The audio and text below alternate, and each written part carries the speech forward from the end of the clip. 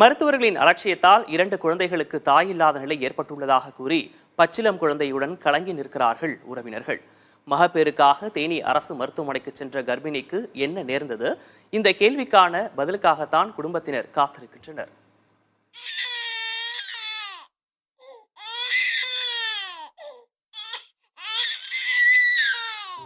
பிறந்தவுடன் உச்சி முகர்ந்து முத்தம் கொடுக்க தாய் இல்லை. சில நாட்களிலேயே போராட்ட களத்திற்கு வந்துவிட்டது 1 வாரமேயான பச்சிளம் குழந்தை.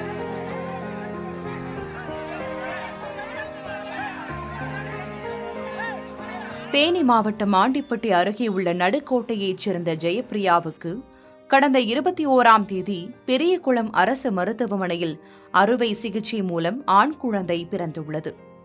அவரது உடல்நிலை மோசமானதை அடுத்து 2 நாட்கள் கழித்து மேல் சிகிச்சைக்காக தேனி அரசு மருத்துவமனையில் அனுமதிக்கப்பட்டார்.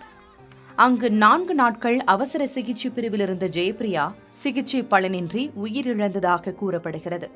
மருத்துவர்களின் அலட்சியமே ஜெயப்பிரியாவின் உயிரை பறித்துவிட்டதாக பச்சிளம் குழந்தையோடு போராடுகின்றனர் அவரது உறவினர்கள்.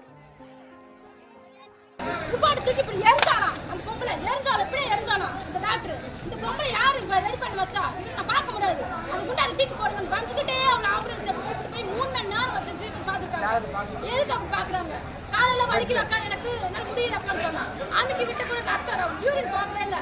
அப்ப குளுக்கோஸ் சேர்த்துதான் போகும் நான் நினைச்சிட்டு இருந்தேன். கால் வலிக்குன்னு சொல்றாங்க நர்ஸ், என்னங்க நர்ஸ் பாருங்க நர்ஸ், அப்படியே வலிக்கும் சொல்லி தேய்ச்சி விடுமான்னு சொல்லிட்டாங்க. நானும் எங்க பெரியம்மா காலை தேய்ச்சி விட்டான்.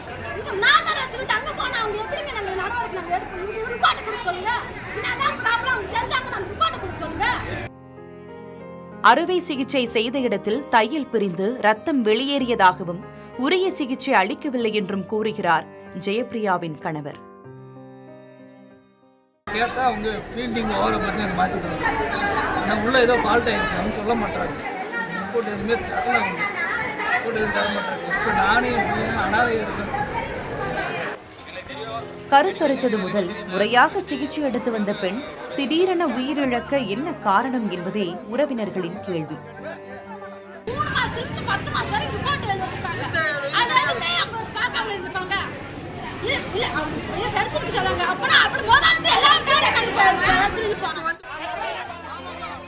நீதி கிடைக்கும் வரை உடலை வாங்க முடியாது என திட்டவட்டமாக கூறுகிறார்கள் ஜெயப்பிரியாவின் குடும்பத்தினர்.